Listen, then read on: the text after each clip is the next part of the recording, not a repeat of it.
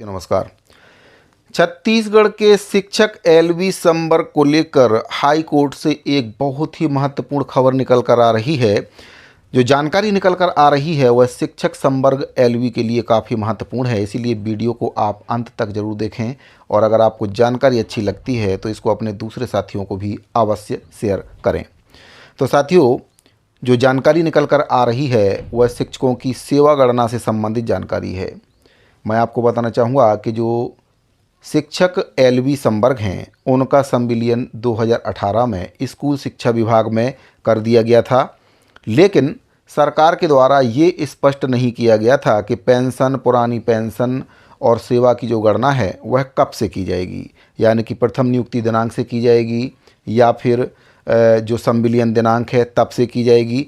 कब से की जाएगी इसका निर्धारण सरकार के द्वारा नहीं किया गया था और यही मतभेद अभी भी सरकार और शिक्षकों के बीच में चला आ रहा है, जिसका स्पष्ट होना काफ़ी ज़रूरी है। अब इसी को लेकर बिलासपुर हाई कोर्ट के द्वारा एक बहुत ही महत्वपूर्ण राहत शिक्षकों के पक्ष में दी गई है। आपको बताना चाहूँगा कि इसको लेकर करीब 300 से अधिक शिक्षकों के द्वारा हाई कोर्ट में याचिका दायर की गई थी और इस पर सरकार के दखल की मांग उनके द्वारा की गई थी। छत्तीसगढ़ के शिक्षक एलवी संवर्ग के हजारों शिक्षकों की पेंशन और पुरानी पेंशन सेवा गणना को लेकर शिक्षक एलवी और स्कूल शिक्षा विभाग के बीच गतिरोध अभी भी जारी है।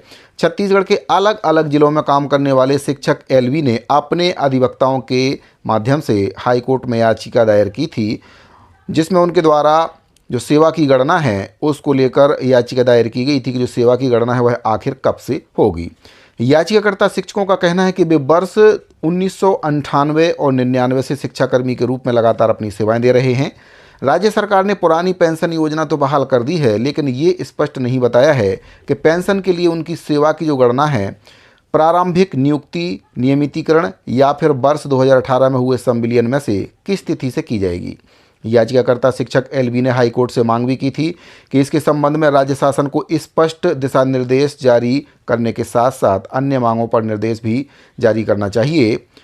राज्य शासन की ओर से पैरवी कर रहे महाधिवक्ता कार्यालय के विधि अधिकारी ने कोर्ट में बताया है कि पूर्व में शिक्षा कर्मियों की जो नियुक्ति है पंचायत विभाग के जरिए की गई थी, यानी कि वे पहले शिक्षा विभाग में शामिल नहीं थे। 2018 में उनको स्कूल शिक्षा विभाग में शामिल किया गया था। इस लिहाज से पंचायत संवर्ग में शिक्षा विभाग की सेवाएं अलग अलग हैं और इसीलिए पेंशन का लाभ उनको नहीं दिया जा सकता है।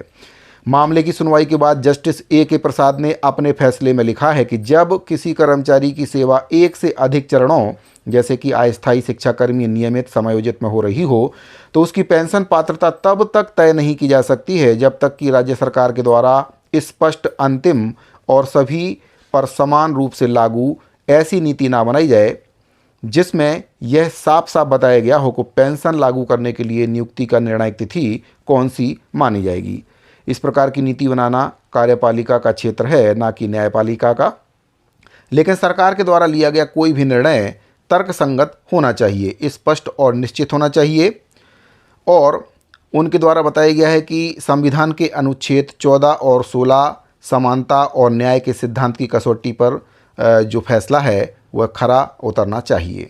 छत्तीसगढ़ में वर्तमान में 1,60,000 शिक्षक एलवी संवर्ग कार्यरत हैं। राज्य सरकार ने शिक्षाकर्मियों की संविलियन प्रक्रिया 1 जुलाई 2018 को शुरू की थी और संविलियन के लिए राज्य सरकार ने जो मापदंड तय किया था उसमें करीब 8 वर्ष की सेवा पूरी करने के बाद शिक्षाकर्मियों का संविलियन किया जाएगा स्कूल शिक्षा विभाग में, लेकिन बाद में इसको 8 साल से घटाकर 2 साल कर दिया गया था। लेकिन यहाँ पर जो पैंच है वह कहीं ना कहीं फंसता हुआ नज़र आ रहा है, क्योंकि जो प्रथम सेवा की गणना है उसको सरकार ने नहीं बताया है कि वह कब से किया जाएगा। जब स्कूल शिक्षा विभाग में संविलियन हुआ था तब से किया जाएगा या फिर जो प्रथम नियुक्ति दिनांक है तब से किया जाएगा। हालांकि शिक्षकों का ये कहना है कि उनकी जो पहले की सेवा है उसको भी इसमें गणना करना चाहिए, क्योंकि पहले भी उनके द्वारा सेवा दी जा रही थी, लेकिन सरकार के द्वारा ये कहा जा रहा है कि पहले की सेवा को गणना नहीं किया जा सकता, क्योंकि जो शिक्षक संवर्ग हैं पहले शिक्षा विभाग में शामिल नहीं थे और पहले वे पंचायत विभाग में शामिल थे और पंचायत विभाग और स्कूल शिक्षा विभाग कहीं ना कहीं अलग अलग विभाग है। ऐसे में उनकी सेवाएं भी कहीं ना कहीं अलग अलग हैं।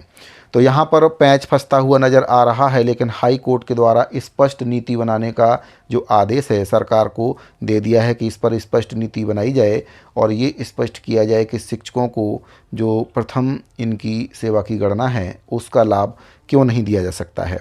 तो साथियों, स्कूल शिक्षा विभाग से संबंधित और छत्तीसगढ़ के शिक्षकों से संबंधित बहुत ही महत्वपूर्ण जानकारी मिल रही थी।